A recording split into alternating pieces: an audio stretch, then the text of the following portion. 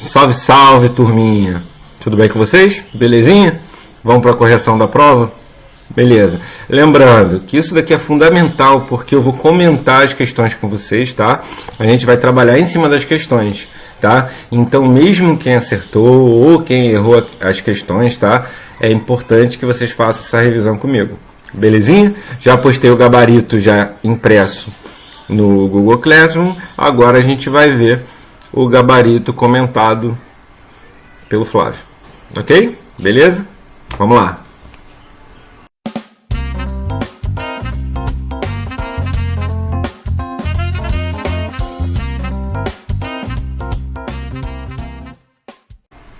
Beleza, gente, olha só, na primeira questão, tá? É uma questão muito simples. A grande maioria acertou, teve êxito nessa questão, tá? Ele fala o seguinte: desigualdade é a mesma coisa que pobreza? Pergunta: desigualdade e pobreza é a mesma coisa? E pede para você justificar. Então, logo de cara, a gente vê que desigualdade e pobreza são coisas diferentes, tá? Um conceito está relacionado no outro, tá? A desigualdade, ela mostra a diferença do rico para o pobre, ou do mais rico para o mais pobre, ou do menos rico para o menos pobre. Isso é uma desigualdade, a diferença entre as classes, tá? E a pobreza já tá? É a classe da onde o indivíduo ele tem poucos recursos financeiros, tá? Pobreza, miséria já é não ter nenhum, tá? Não pediu na questão, mas miséria e pobreza são coisas diferentes, tá? Quando a gente vê algum político falar pra gente que erradicou ou que existe ainda a linha da miséria no Brasil, é uma coisa, tá? Alguns estudiosos, alguns economistas até defendem essa ideia de que o Brasil erradicou a miséria, tá? Mas o Brasil ainda tem a linha da pobreza, tá? Eu sei que vocês estão perguntando o que eu penso, né? Eu não gosto de falar o que eu penso. Eu penso que no Brasil ainda tem miséria, sim, claro que tem. Mas só que alguns dizem que o Brasil erradicou a miséria, tá? Mas que pobreza ainda existe, isso daí é unânime, tá? Então, não. Desigualdade não é a mesma coisa que pobreza. Desigualdade é a distância entre o rico e o pobre, tá? A pobreza é a falta de recursos financeiros. Ok? Belezinha? Vamos lá para 2. Essa prova estava muito fácil, né, gente? Era para gabaritar. Eu acho que, se eu não me engano, eu só tive um 10. Mas a média da turma foi alta, foi boa. O aproveitamento foi bom, tá? Ó, vamos lá. 2. De acordo com a teoria de Marx, a desigualdade social explica-se, tá? Beleza. Marx defendia a desigualdade social da forma que a gente utiliza hoje também, tá? Pela diferença de classes sociais, tá? Essa é a desigualdade social de Marx, tá? Vamos lá? A. Pela distribuição da riqueza de acordo com o esforço de cada um no desempenho do seu trabalho. Não, isso daí é capitalismo, né? Tá? O Marx não defendeu isso, não. O capitalismo defende isso, tá? O seu esforço do seu trabalho remunera melhor o seu capital, por isso que o nome é capitalismo, tá? Maior esforço, maior remuneração, tá? Então não é a... B. Pela divisão da sociedade em classes sociais, decorrente da separação entre proprietários e não proprietários dos meios de produção. Isso aí, tá? Marx ele explica a desigualdade social através disso daí, tá? Decorrente da separação da classe social. Tá? Vamos lá, C. Pelas diferenças de inteligência e habilidade, não é Marx que diz isso, tá? A gente tem um teórico que fala sobre isso, mas não é Marx, tá? E até porque está falando de desigualdade social, não desigualdade intelectual, tá? Isso é outro campo de estudo. Então não é C. D de dado. Pela apropriação das condições de trabalho pelos homens mais capazes em contextos históricos. Não, Marx não defende isso, não explica isso, tá? Marcados pela igualdade de oportunidades. Nesse finalzinho até estaria mais coerente, mas pelos homens mais capazes em contextos históricos, não. Se fosse assim, a China era para dominar o globo terrestre longe dos Estados Unidos, do Japão, de países europeus, Porque a gente sabe que as maiores invenções do mundo surgiram na China em séculos passados, em antes de Cristo, pouco após Cristo, tá? A China inventou a bússola, o papel, entre outras, tiveram outras invenções, tá? Então hoje, século XXI, a gente vê quem detém a criatividade para criar uma tecnologia é o cara que fica mais rico, é o cara que detém o capital, tá? Então, não é... Marx não defende isso, não é Marx que diz isso. Ok? Beleza? Vamos lá para 3? 2 é a letra B de bola, tá? Vamos lá, 3. A gente tem uma charge, tá? Que diz, se você chamar aquilo de prédio, então eu tenho um apartamento e sou da classe média. A gente tá vendo que é uma favela, né? Um monte de barraquinho lá, fazendo teninhos. Beleza. Aí ele diz assim, a estrutura social é um tema presente nos estudos sociológicos. Sim. Com base na charge, é correto afirmar que a desigualdade social fundamenta-se na habitação? Não somente na habitação. A gente tem outras, tá? Pois a obtenção de outros elementos de sobrevivência depende exclusivamente dos indivíduos? Não, exclusivamente dos indivíduos não. Tá? A gente tem outros contextos. Tá? Incentivos do governo, tá? A questão de desenvolvimento de empregabilidade de uma determinada economia, tá? Não só habitação, a gente vê a questão da saúde, educação, segurança, tá? Não só habitação, tá? Então não, A está errado. B. Os movimentos sociais funcionam como um mecanismo que incentivam a criação dos espaços sociais. Exemplo do apresentado na charge? Não, né? Não. Os movimentos sociais funcionam? Não, funcionam como um meio de reivindicação, né? Reivindicação. A galerinha que mora lá na favela, ela não se uniu através de um movimento social. Então isso que essa alternativa está dizendo, tá? Eles se uniram, fizeram um movimento social, então vamos todo mundo morar na favela? Não é isso, né? A gente sabe que na prática não significa, não funciona dessa forma. E é isso que essa alternativa está dizendo pra gente. Então não é a B. A estratificação da sociedade brasileira é dividida em classes sociais? Sim, né? Ela não é dividida em classe média, classe alta e classe baixa? Sim, né? Então beleza, até aí correto. Que são determinadas por condições econômicas e sociais de vida. Habitação, segurança, nível de renda, escolaridade, saúde. Então tá certo. Então a C está corretíssima, tá? Eu posso até ter outra também. Olha só, isso que eu lembrando que eu falo vocês. Geralmente geografia, algumas opções a gente até tem mais de uma correta, mas a gente sempre marca a mais correta, a mais exata. Então essa C está perfeitinha. Dificilmente eu vou ter outra melhor do que ela, tá? Beleza? Então a C está corretíssima.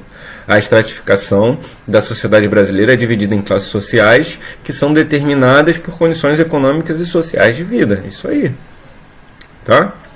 D de dado.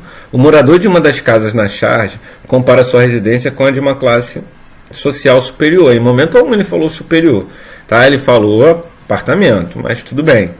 Até aí dá para passar. Esse fato o deixa satisfeito com a sua condição social? Não, pelo contrário, é uma crítica, né? Isso daí é uma alternativa até mais para português do que para geografia.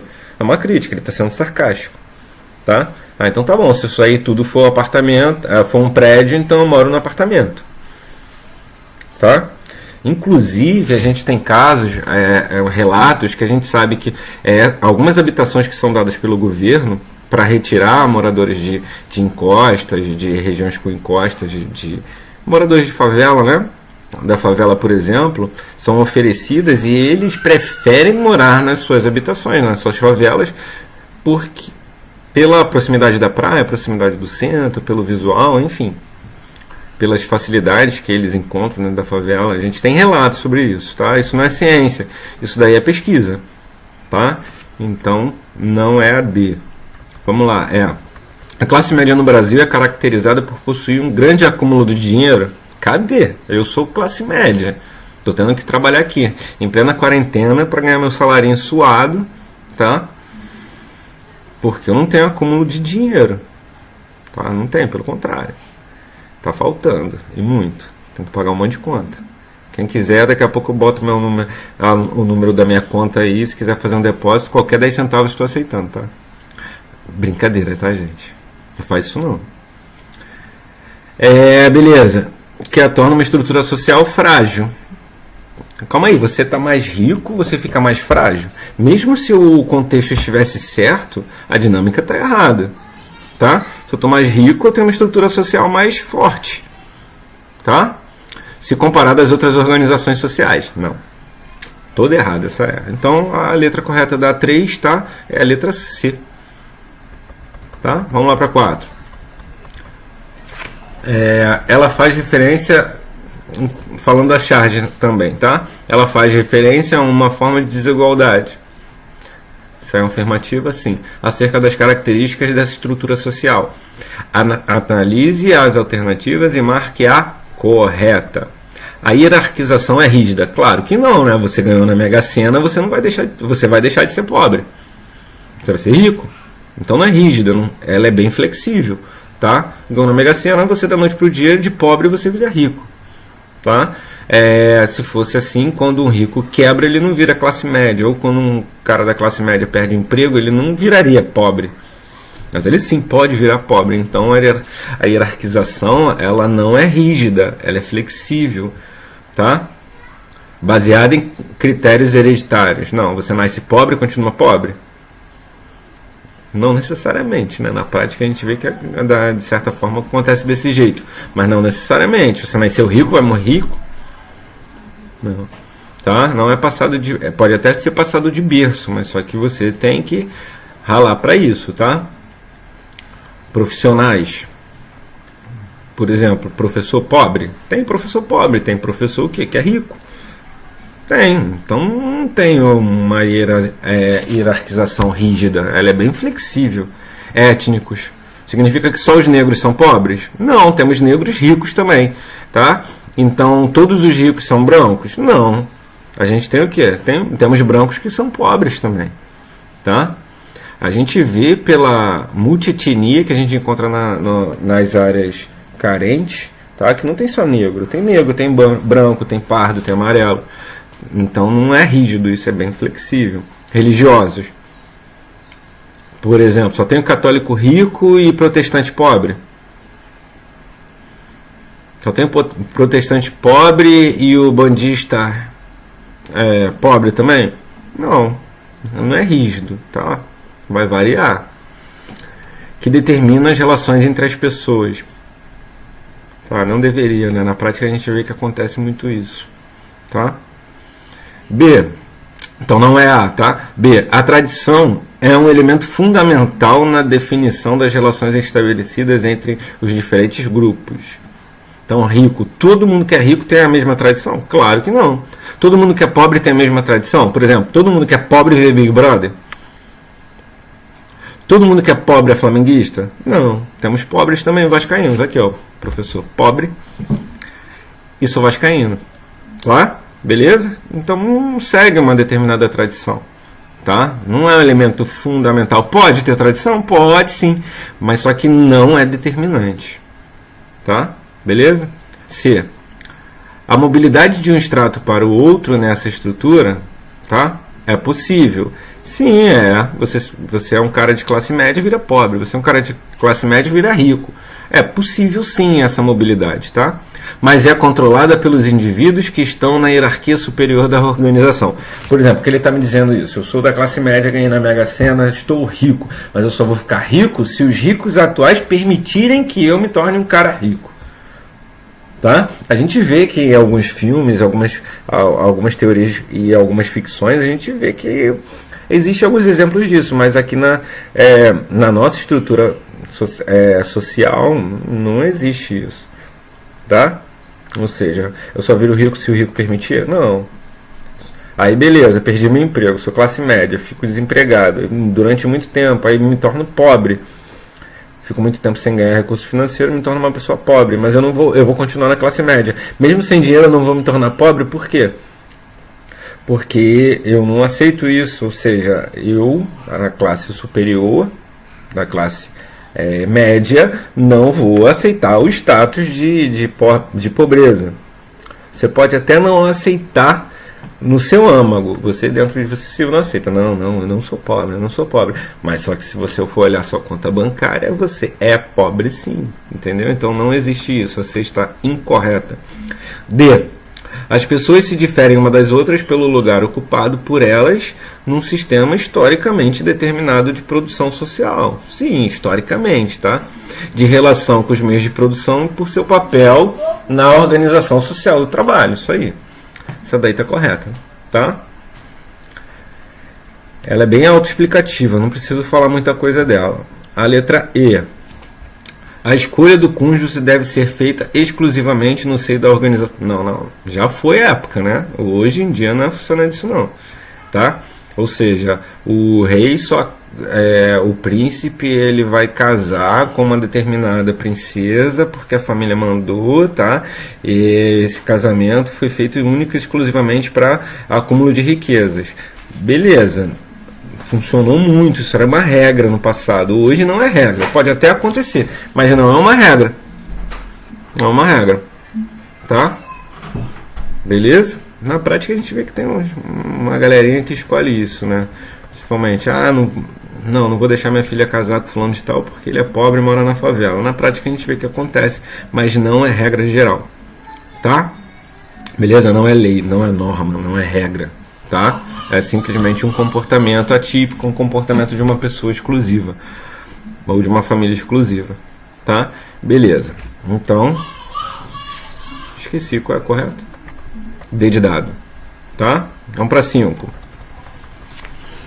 Qual o objetivo das médias de índice de desenvolvimento humano, IDH? Nossa, essa daí quase todo mundo acertou. Fiquei orgulhoso de vocês com essa questão, que não é uma questão muito simples, tá? Mas a grande maioria acertou. Estou bem orgulhoso de vocês, tá? Então, é um índice que possui o objetivo de estabelecer, tá, o nível de qualidade de vida. De quem? De um determinado país, tá? O IDH mede o índice de qualidade de vida de um determinado país, tá? Ele não perguntou quais são os aspectos, ele perguntou só o objetivo. Se ele perguntasse quais são os aspectos que são levados em consideração, são os aspectos socioeconômicos. Tá? Beleza? Vamos lá, bem molezinha essa, né? Não foi molezinha não, mas vocês, a grande maioria acertou. Então é molezinha para a turma. Para a minha turma, bem tranquilo. Tá? Verifique os dados apresentados a seguir. Então eu tenho país 1, 2, 3, 4, 5. Eu tenho crescimento demográfico, tá? Eu tenho o IDH deles, tá? O índice de analfabetismo, expectativa de vida de mulheres. Aqui é masculino e feminino, desculpa, masculino e feminino, tá? Então a gente vai analisar tudo, tá? Mas só que não é uma questão discursiva, a gente vai ver o que se pede. Vamos analisar uma a uma. Tomando-se por base esses indicadores sociais e econômicos, é correto afirmar que, desses países, apenas 2 têm economia desenvolvida? Não, pelo contrário, né? Economia desenvolvida é mais próximo de 1. Estou vendo um só, que é o país 5. Tá? Junto com o analfabetismo, que é 0, né? Expectativa de vida alta, 76, 82. Estou vendo um só, não estou vendo 2. Tá? Os outros 2 ali, os outros 4 não chegam nem perto do país 5. Os países 1 e 5 devem estar situados na Europa Ocidental? Não, o 5 sim. O 1 não. Por quê? Porque eu tenho crescimento demográfico elevado, ou seja, está nascendo muita gente, tá? IDH médio, 0,5. Tem 25% da população analfabeta. Do Brasil é menor do que isso, tá? Só para vocês terem noção. E a expectativa de vida do homem é 49 anos, da mulher 54. Baixíssimo, né? Significa que esse país quase não tem idoso. As pessoas morrem muito cedo. Tá? Essa é a expectativa de vida. Então não, a B não é. C. O país 4 encontra-se numa fase de recessão. Não.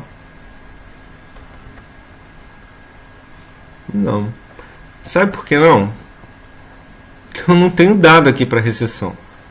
Está falando de crescimento demográfico, não é dado para recessão. IDH poderia ser? Poderia, mas só que sozinho ele não informa isso não. Isso daí é uma informação mais atrelada, tá? Por exemplo, o IDH é baixo porque o país está em crise. Mas em crise há quanto tempo? Eu não sei. Não tenho informação para dizer se a C é verdadeira ou falsa, então não vou marcar ela. Não estou dizendo nem que está errada. Está dizendo que as informações dadas pela tabela, eu não consigo afirmar se o 4 está em recessão. Tá?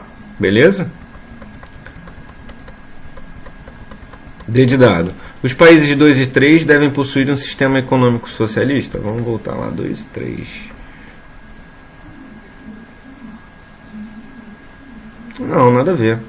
Pelo contrário, analfabetismo, cara, no socialismo, o socialista ele se preocupa muito com a questão da educação, né? Educação é igual para todos. Então, só se ele estivesse equilibrado por cima, ou seja, um nível de analfabetismo muito elevado, coisa que seria raro. Tá? Então, não marcaria D. E o país 5 é o único que possui uma economia desenvolvida? Pô, fechamos. Lá na A gente explicou que a E estaria correto, né? É o único.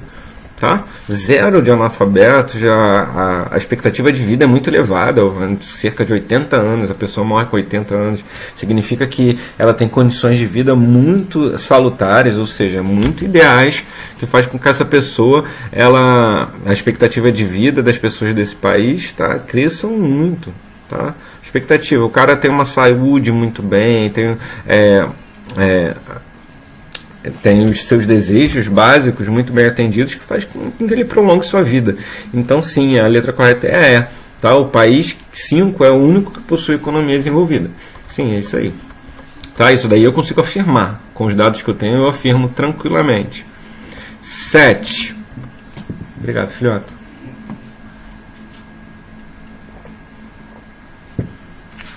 7.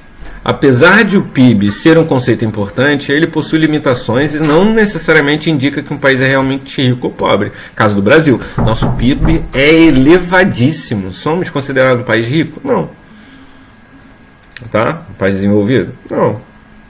Tá? Somos um país em desenvolvimento. Não gosto da expressão o Brasil é um país subdesenvolvido. Não. Nós somos um país em desenvolvimento, tá? Porque temos indústria, temos em tecnologia, temos empresas nacionais, tá? Conseguimos gerar emprego, por mais que está deficitário, tá? A gente precisa gerar mais emprego, ainda empregos são gerados, então o Brasil não é um país subdesenvolvido. O Brasil é um país em desenvolvimento. Eu não gosto dessa expressão. Eu sei que ela é utilizada, tá? Mas eu não gosto que vocês utilizem, tá? Beleza? É aquilo que eu falo, parece até com a galera que mora num condomínio. Se você chegar e falar mal do condomínio onde você mora, você não vai conseguir vender o apartamento. Por quê? Porque todo mundo vai falar, nossa, olha lá que pombalzinho, olha que faveloda que eu moro. Não vou morar lá não. Pô, o Flávio fala mal do condomínio que ele mora. Aí na hora que o Flávio quiser vender, vai conseguir vender? Não, porque está muito mal falado. Então por isso que eu falo, eu não gosto de falar que o Brasil é um país subdesenvolvido. Por quê? Porque tira o mérito do esforço que o Brasil faz, independente do governo que a gente estiver falando, tá? A gente está falando Brasil país, a gente não está falando de Brasil partido, tá? Então sim, o Brasil é um país em desenvolvimento, não subdesenvolvido, tá? Vamos lá. Sabendo que a Suíça é um país muito rico e que sua população possui uma qualidade de vida significativa melhor do que a dos brasileiros, que tipo de índice econômico seria mais apropriado utilizarem para representar a realidade dessa comparação? Beleza, só um parênteses, tá, gente? Olha só, não dá para comparar a Suíça com o Brasil, tá? Apenas com um indicador. Seria basicamente aquilo que eu falei para vocês em sala de aula. A gente tem um chefe de família, tá? Que recebe 5 mil reais por mês, e um chefe de família que recebe 5 mil reais por mês, quem é mais rico, quem é mais pobre? Vai ter várias variáveis que vai determinar isso pra gente. A gente vê que o primeiro, ele não tem filho, então ele ganha 5 mil reais para ele e a esposa. O segundo chefe de família, ele ganha 5 mil reais, mas ele tem 5 filhos. Então, são 5 mil reais para ele, a esposa e os 5 filhos. Então a família dele é muito mais populosa do que a primeira família. Então o que acontece? Ele tem que dividir melhor os seus recursos, tá? Então isso vai sobrar o quê? Uma mesada pequenininha para cada filho, tá? Então aparentemente a gente tem o quê? A família número 1 ela é mais rica do que a segunda, apesar delas ganharem a mesma renda, tá? Tranquilo? Então o PIB brasileiro é muito bom. Agora, como esse PIB é dividido? A Suíça ela tem um PIB muito elevado, mas tem uma população muito pequena. Então o PIB por cabeça é elevado. Lembra do exemplo do chefe de família? Ele não tem filho. Então basicamente, vamos dividir irmãmente? Ele tem o quê? Ele tem 2.500 para ele e 2.500 para a esposa. Vamos fazer redondo, tá? A segunda família tem 3 filhos. Então, vai ser aproximadamente 1.000 para ele, 1.000 para a esposa, 1.000 para o primeiro filho, 1.000 para o segundo, 1.000 para o terceiro filho. Então, a segunda família, ela tem o quê? R$ 1.000 por cabeça. E a primeira? 2.500 por cabeça. Então, por esse índice, por esse indicador que ele está dizendo aí, quem é mais rico? A família número 1, né? Que gera o quê? R$ 2.500 por cabeça. Por cabeça a gente fala per capita, tá? Então o PIB do Brasil é muito elevado, mas o PIB per capita não é tanto, tá? Então ele está falando que esse tipo de realidade de comparação a gente está falando do PIB per capita. PNB é o produto que é gerado por brasileiros. A gente tem um exemplo aqui, a gente tem a Michelin aqui dentro, a gente tem a Goodyear, a gente tem a Fiat, a gente tem empresas que são multinacionais que a sua produção não entra no PNB, porque não são nacionais, não são brasileiras. Beleza? Taxa de juros nada a ver, inflação anual nada a ver, balança comercial, tá? Esse PIB per capita ele vai entrar sim na balança comercial, mas o balanço comercial é um balanço, tá? Um demonstrativo. Então, a opção correta é a letra B, de bola. Tá? 8. O cálculo do PIB de um país, estado ou região atende às diversas finalidades. Sim. Das alternativas abaixo, assinale a que não corresponde a uma das utilidades desse importante índice econômico. Tá?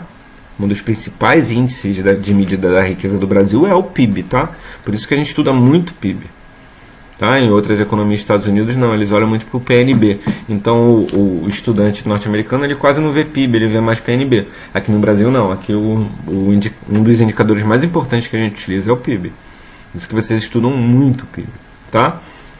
A. É útil para evidenciar possíveis diagnósticos sobre problemas estruturais e financeiros? Sim. Se está produzindo pouco, a gente tem algum problema estrutural, né? Ou financeiro. Falta de investimentos, ou seja, o PIB mostra isso também. É um importante indicador para analisar a população relativa de um país e seu crescimento vegetativo. Não, pelo PIB a gente não vê isso. Então a letra incorreta, que não corresponde é B. Pelo PIB a gente não vê se a população tem um crescimento vegetativo alto ou baixo. A gente não consegue ver isso pelo PIB. Então vocês vão marcar B de bola, tá? C. Serve para estabelecer uma medição das riquezas que foram produzidas no país. Sim, produzida no país. Lembra? No país. A Michelin produz no país. Então a riqueza que ela gera aqui, tá, entra no PIB. Não entra no PNB, porque ela não tem a nacionalidade brasileira. Mas no PIB entra, tá? A fim de comparar o nível de crescimento econômico com outras localidades. Sim. Está correto. D de dado. Lembrando, mas ele quer a incorreta. Então a A está certa, a B está errada, a C está certa. Então até agora a gente está marcando a B de bola. Tá? D de dado. Pode anunciar eventuais problemas em algumas atividades, demandando ações públicas para corrigir essas dificuldades. Sim, né? Por exemplo, o Brasil depende muito da agricultura. Tá? O Brasil é forte na produção de commodities. Aí você chega lá, teve um problema na produção de café. Choveu pouco na região, ou seja, teve algum problema na irrigação do solo ou na estrutura do solo. Então, para esse tipo de atividade, aí isso a gente vai notar no PIB. Vai significar o quê? Que a produção de café não foi a esperada. Então, o que o governo faz? Ou deveria fazer? Pega esse indicador, dá uma olhadinha no setor e vê, olha só, a produção de café está precisando de incentivos governamentais, tá? Para sobreviver a essa crise. Aí vai lá dar algum auxílio emergencial que a gente está passando agora. tá? Agora é uma crise. A gente vai ver que essa crise que a gente está passando do coronavírus, cara, rapidamente vai atingir o PIB. Nosso PIB vai retrair e muito. Devido ao quê? Ao coronavírus. Ah, Flávio, só o coronavírus? Não, a gente tem outros aspectos também. Mas num caso desse de pandemia, tá? Vocês vão ver que ele vai atingir muito o PIB brasileiro. Muito. Tá? Eu não estou defendendo presidente A, presidente B, ministro, não estou defendendo isso. Eu estou falando que independente de quem estivesse na nossa, representando o nosso país soberano, passando por essa epidemia do coronavírus, independente de quem estivesse lá, a gente vai ter uma retração no PIB, tá? Que isso impede que as pessoas vão para a rua trabalhar e consumir também, então acaba gerando um problema. Isso daí é inevitável, tá? Essa retração do PIB vai ser inevitável, tá? Agora, se vai cair muito ou pouco, ou esperado acima do esperado, aí são outros 500. Aí a gente tem um governo que deveria ou que deve meter a mão para resolver isso, tá? Eu falando para vocês, eu não estou aqui para defender A e B, tá? Que vai retrair? Vai. Agora, o quanto vai retrair, isso depende das ações do governo, tá? Não vou falar minha opinião. Já falei, sou professor de geografia, não sou defensor de político, tá? Muito menos crítico. Não tenho político de estimação. Beleza? Vamos lá. Letra E. O cálculo do PIB fornece informações sobre os diferentes setores. Sim. Automobilístico, naval, marítimo, naval, né? Comércio exterior, educação, sim. Então, demonstrando aqueles em que há uma maior geração de renda e os que possuem um menor peso, tá? Por exemplo, no Brasil, o sistema bancário gera muito dinheiro para o PIB, tá? O PIB é um indicador, tá? Não é um órgão que recebe dinheiro, tá? É um indicador. Então, a letra incorreta é somente a B. Então a 8 vocês vão marcar B, que ele quer a incorreta.